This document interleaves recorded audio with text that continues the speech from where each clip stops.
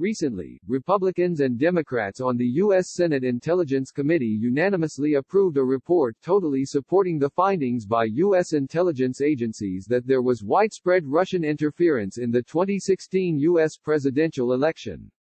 Unfortunately, in stark contrast to past times when bipartisanship was a regular occurrence in the U.S. Capitol, arriving at such shared judgments has become a matter of great rarity in today's hyper-partisan political environment.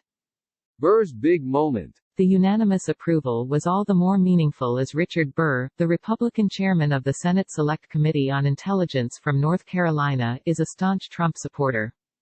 The conclusions of this new report, published just a week ago on April 21, 2020, will be particularly distressing to Trump, as well as to Senate Majority Leader Mitch McConnell. The senator from Kentucky has so far steadfastly refused to support special measures to counter Russian interference in this year's election. Senator Burr, speaking for the full committee, noted, McConnell under increasing pressure. Given that stunningly clear statement by a leading Republican senator and Trump trooper, McConnell will face mounting pressure within his own ranks in the Senate to allocate resources to protect the 2020 election. After all, one of the Senate Intelligence Committee's prime conclusions is that the Russians are at it again, seeking to undermine the 2020 U.S. elections. Pelosi's very pertinent question. The central finding by the intelligence agencies, which the senators have endorsed and which Trump has consistently derided as a hoax, is that Russia conducted an unprecedented, multifaceted campaign to interfere with the 2016 U.S. presidential election. Publication of the report immediately prompted Nancy Pelosi, the Speaker of the U.S. House of Representatives, to ask the key question, what does Putin have on Trump, personally, politically, financially? As Pelosi said, the findings of the intelligence community cannot be denied. Why would he choose to believe what Putin said over the intelligence community? Her questions have been asked by many people for more than 3 years now. Yet, with the November 3 election approaching rapidly, they are as urgent as ever and we still do not have good answers. Political calculations changing. In the past, Pelosi has left it to subordinates to challenge Trump on his Russian ties. But now that some prominent Republicans are beginning to face up to the truth, the political calculation by the most powerful Democrat in the nation has changed.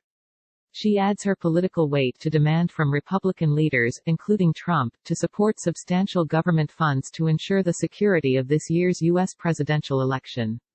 Her rationale is simple: anybody favoring democracy should demand no less in securing clean elections. Trump's lies. The new report, and the new spotlight shed by Pelosi's pointed question, aims at explaining Trump's continuing tirades against the deep state, and his labeling of the U.S.'s national intelligence community as scum. Until the arrival of Trump in the White House, such statements would have been considered as utterly unbecoming, if not implicitly treasonous, for any Republican president. In modern U.S. political history, they were the trope of radical conspiracy-driven circles on the extreme fringes of the U.S. political equation. Despite the conclusions by the bipartisan Senate committee and a similar finding by the Inspector General of the Justice Department and last year by Special Counsel Robert Mueller, Trump's team continues to deny, deride and promote its alternative narrative. Attorney General William Barr has ramped up an investigation of his own and suggested that his report will be ready before the November election. Barr is taking seriously Trump's constant assertions that the allegation of Russian interference that supported his 2016 election victory is a story concocted by President Obama, supported by the top officers in the intelligence services, and by his opponent in 2016, Hillary Clinton. Barr and Trump's personal lawyer Rudy Giuliani support Trump's fairy tale that the interference was to support Hillary and launched from Ukraine, not Russia. A stunning blackout. The senators may be in agreement on the conclusions that they have been willing to share, but crucial facts remain resolutely hidden. Due to information deemed top secret by the intelligence agencies, more than 80% of the new 158-page report, Review of the Intelligence Community Assessment, is blacked out. I have never seen such a bizarre document before, page after page of big black blocks hiding the facts below. Secrets, cash and Deutsche Bank. The answer to Pelosi's questions may, nevertheless, emerge, and I expect that what Trump most fears is disclosure of possible deep ties between his businesses and Moscow.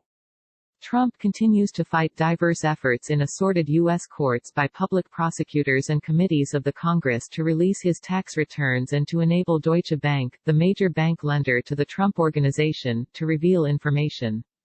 A New York State court and the U.S. Supreme Court are both set to address these issues in the next 3 months.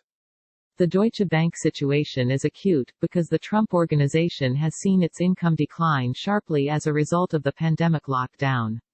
To cope with this business downturn, it is seeking some relief on its outstanding $300 million of debt to Deutsche Bank. The German bank finds itself in a tricky situation. If the bank agrees to the request, then once again it may be seen as striving to pursue a special relationship with the U.S. president. This would just add to the mountain of reputationally bad news that the institution that once upon a time had a spectacular reputation has been accumulating. Deutsche Bank as a channeler of Russian interests. There have long been suspicions that a considerable amount of funds supporting the Trump Organization have come from Russian oligarchs, either via secretive holding companies based in offshore tax havens, or through Deutsche Bank.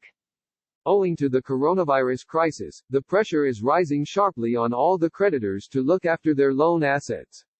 After all, most of Trump's hotels and golf clubs are closed, and the few that remain open are virtually empty. And the recent U.S. legislation to provide loans to companies in the current crisis specifically bars any funding for businesses tied to the president and his family. Trump cash squeeze. The Trump Hotel a few hundred yards from the White House has just a 5% occupancy rate, yet still making lease payments to the U.S. government of around $260,000 per month. Any lowering of those payments by the United States Government Services Agency will be seen for what it is, an outrageous conflict of interest by the president. Which does not mean it will not happen. This article is republished from The Globalist. On a daily basis, we rethink globalization and how the world really hangs together. Thought-provoking cross-country comparisons and insights from contributors from all continents. Exploring what unites and what divides us in politics and culture. Follow us on Facebook and Twitter. And sign up for our highlights email here.